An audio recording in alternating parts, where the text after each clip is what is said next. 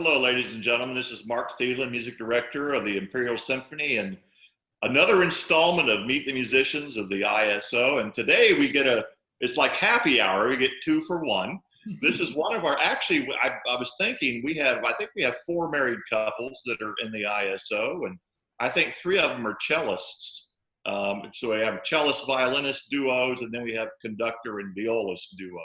So this is Matt Davis and Sarah Morrison. They're really wonderful people. They're good friends of mine, and I get to spend a lot of time with Matt at the Harrison School, and I get to see Sarah. And so I've known Sarah since when she was in high school, and Matt stole my job. I mean, he took over my job at the Harrison when I retired from there, and he's doing such a bang-up job. And the first thing I ask everybody on these interviews is, have you coped okay with all the things going on with the virus and everything? And how's it been going?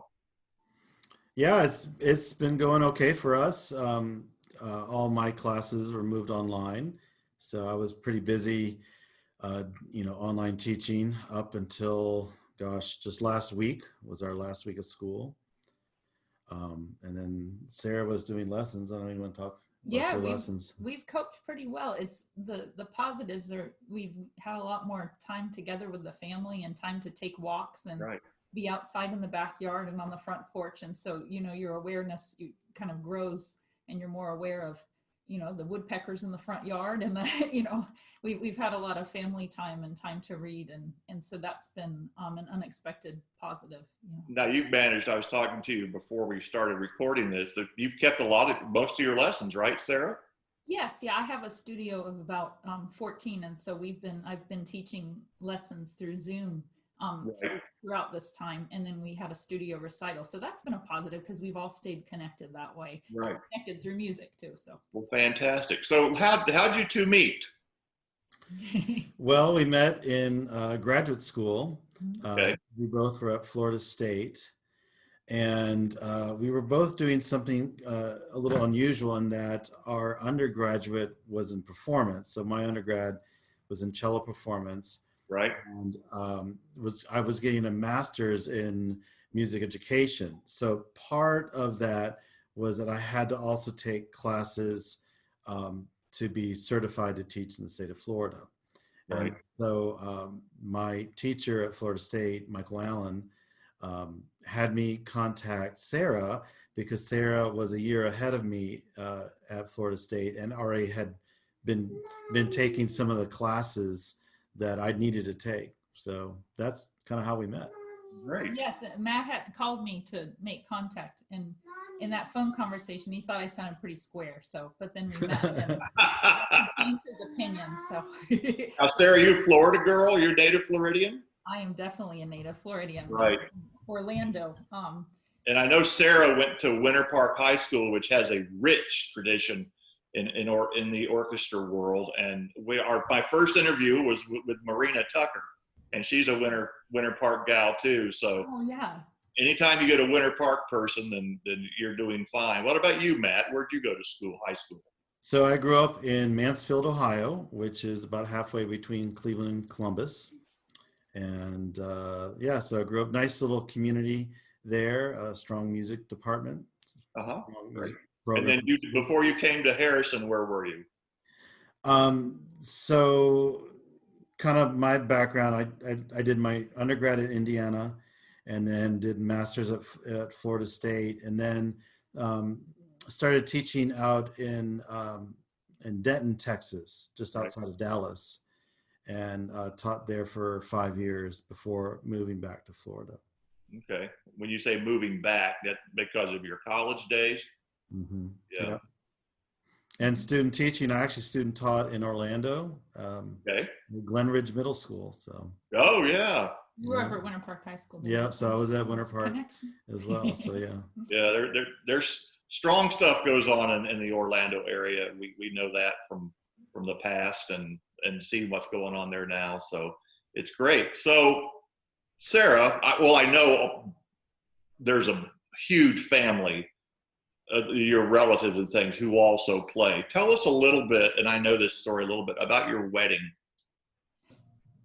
Okay. But yeah, we conveniently started dating about, I don't know, 4 months before we moved to opposite ends of the country. And so I went out and taught orchestra in Oregon for a year. Matt was in Wow, I didn't know that. Yeah, that was right out of college for a year. And then we applied in one another's districts, and in Texas worked out really well. So then I moved and joined him. So then anyway, fast forward and moving to Lakeland and teaching, at schools here and playing in ISO.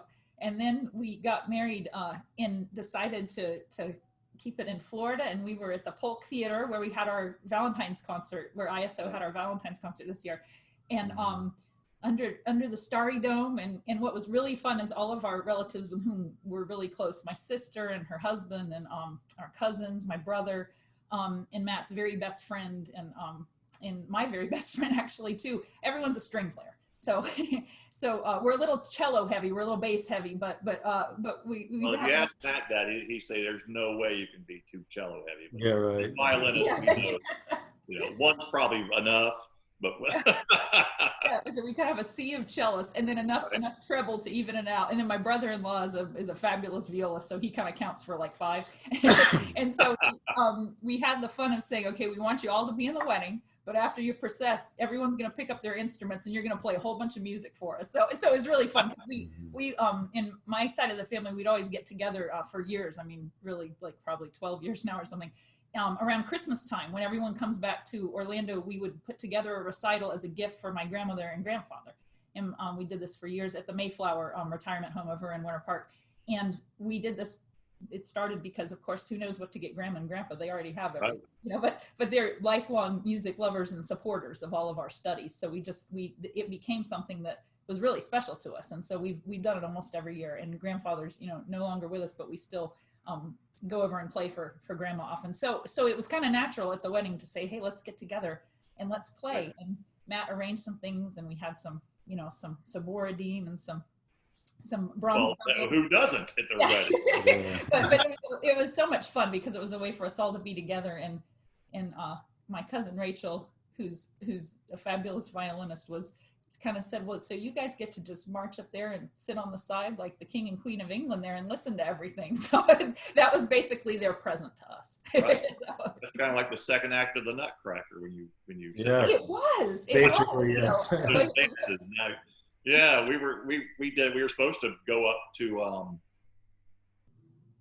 Alabama. Jody Haskins, I don't know if you know Jody, yes.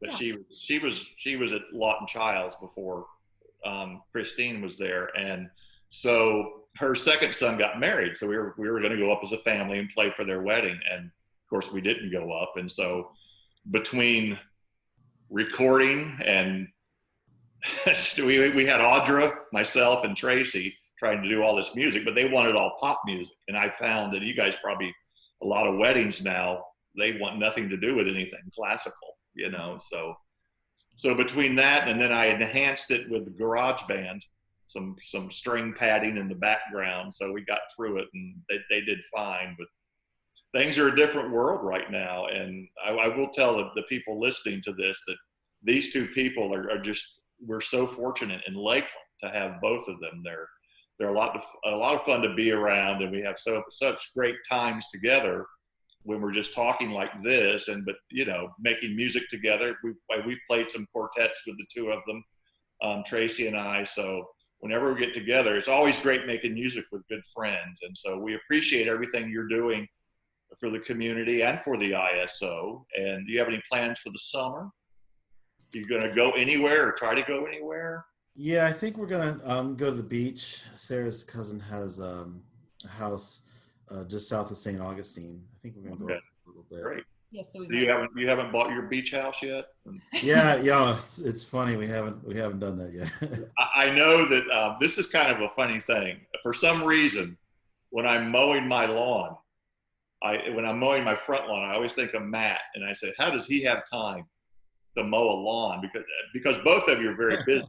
But Matt I know he's got Harrison, which I know, I can tell you from experience, when you look at all the things you do, you can't believe you do all that.